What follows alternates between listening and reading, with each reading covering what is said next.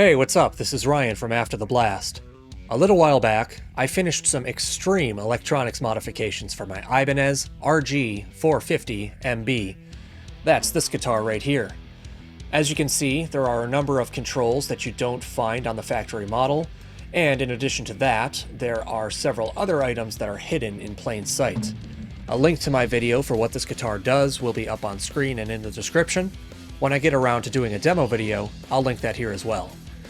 In this video series, I'll review the wiring diagram for the build, as it's a very unique and uncommon combination of parts, and a highly customized control scheme for those parts. Before this project, I had no prior experience with modifying guitar electronics. I had never soldered before, I didn't know how a guitar pickup worked, or how a volume knob or pickup switch worked. When I first dreamed this idea up, I reached out to a couple local luthiers to wire this up for me, but they all turned me down saying that it was too much to manage, and now I know why. From there, I taught myself everything about how these components worked so I could get this thing figured out and built. I'll be gearing these videos toward people like me prior to this project, for those who know very little about electronics. I plan to go over all the components, run through all the circuits, and my plan is to contrast this diagram against more typical installations to show how these modifications are unique and explain how I managed to get all of this to work together. The diagram itself I originally drew up using a program called DIY Layout Creator, or DIYLC, from DIYfever.com. A link to that will be in the description. It is a fantastic, free program made by an independent developer. It's made for sketching out wiring diagrams like these. Components are smart where when you move them around, the attached wires move and stretch with them. It comes with a vast library of components found in guitars, amps, and pedals. The developer even takes requests for new components to add to the library. It was the best tool for figuring this project out. For these videos though, I recreated all the wires and tweaked several graphics in Photoshop so I can highlight specific items. Without further ado, let's jump in. The main modifications that I can really point to are the Sustainiac neck pickup / sustain and feedback driver, the Graphtech Ghost Piezo pickup bridge, a Killswitch with LED by IronAge, and the Bareknuckle Juggernaut passive bridge pickup. Under the hood, these require several components to work and make selections. On screen now is the system for the Sustainiac. Here is the Graphtech Ghost Acoustiphonic Piezo system. The IronAge Killswitch with LED touches a little of everything. The kit for the Killswitch itself is actually just the button with 4 wires and a resistor. The Bareknuckle Juggernaut bridge pickup has just 1 wire bundle coming off with 5 wires inside. The Sustainiac kit comes with several components. The ones highlighted are provided in some form, however, I replaced a few specific elements to achieve a custom control scheme. In the kit, you receive the neck pickup / driver. The pickup is actually just the north coil. The south coil is a dummy to fill the space of a humbucker neck pickup. Sustainiac makes a single coil model as well that performs exactly the same, but fits in a single coil space. These do need to be installed in the neck pickup position.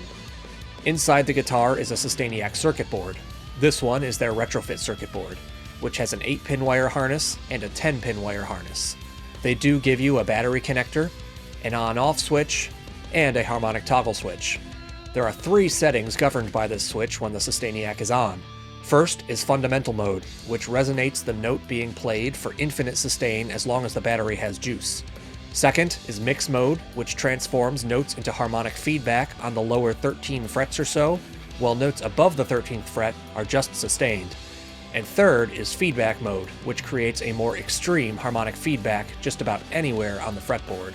Now for most orders, they encourage the use of their AUX boards, which pre-wire the on-off switch and the harmonic toggle switch onto one board. They also offer what they call their OEM board, which is a larger circuit board with both of the switches, and it replaces the retrofit board. The result there is fewer connections that need to be made. For most consumers though, the retrofit board is preferable because you don't usually need to modify the existing cavity to make it fit. Even though I did enlarge my cavity significantly, I wanted to place these switches in specific locations with specific mechanisms, so I opted to wire them separately. One of their claims for their aux boards and OEM boards is that they are easier to install and result in fewer anomalies to troubleshoot. I can attest that I did have a major squealing issue that only went away once I added a washer with a tab to the harmonic toggle switch that I could ground. In theory, the switch should have been grounded already because it is in contact with the electronics cavity. The cavity is painted with a conductive paint, and the cavity walls are grounded. However, the switch ultimately required a dedicated ground to quiet the squealing. There are several troubleshooting steps that are suggested when you have squealing issues. I tried them all, but none of the published solutions worked for me. I discovered that the squealing went away when I touched a ground wire to the switch body, so the grounded washer was ultimately my solution. This is not in any of the troubleshooting documentation. I did a lot of trial and error to solve my squealing issue. As a result, I have a lot of potentially redundant shielding on wires that may not have needed it. All of this was following troubleshooting suggestions or logical tangents from those suggestions. I'll go over those in more detail in a video dedicated to the Sustainiac. So from the Sustainiac kit provided, these are the components from the kit that I used for this build. In place of the battery connection they provide, I instead installed a GoTo quick change double battery case. Only one battery powers the Sustainiac and neck pickup, the other powers the Piezo circuit board and the Killswitch LED. Because most of the electronics are mounted to the back side of the pick guard, I needed a physical disconnect from the battery case that is mounted on the other side of the guitar and fed through a small hole. I used a couple 2-pin connectors to do this. However, the ones I found are a very thin gauge and I replaced them at least a dozen times because of the brittle wires snapping. I will link to the ones I used, but I really don't recommend them for anything that needs to be handled. When you order the Sustainiac kit without the aux board, they send a chrome finish switch for the harmonic toggle, but I wanted a black finish for this build, so that's why I installed my own there. They also send a separate on-off switch when you order without the aux board. I instead used a push-push pot switch to perform this action, so I could conceal the switch where I already have the volume knob. Now, the Sustainiac instructions do not indicate that you can use a push-push switch. In fact, when I reached out about it, I was told these are not preferable because push-push switches are always make-before-break style switches instead of the preferred break-before-make. In a typical setup, this switch does two things.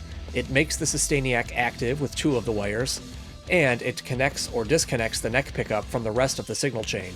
On its own, if you're in the neck pickup position, a make-before-break switch would momentarily activate the Sustainiac driver while the neck pickup is still sending signal through to the circuit board.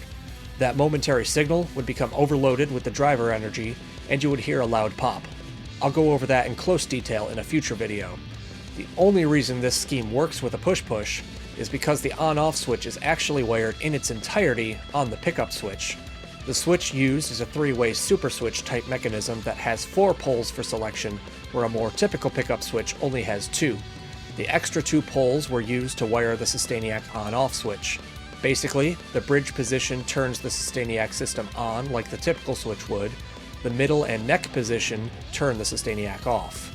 The push-push switch is the apparent on-off switch when I'm playing, since I'm usually on the bridge pickup, but it's actually only activating the sustainer. It does not disconnect the neck pickup, since the pickup switch does that for me.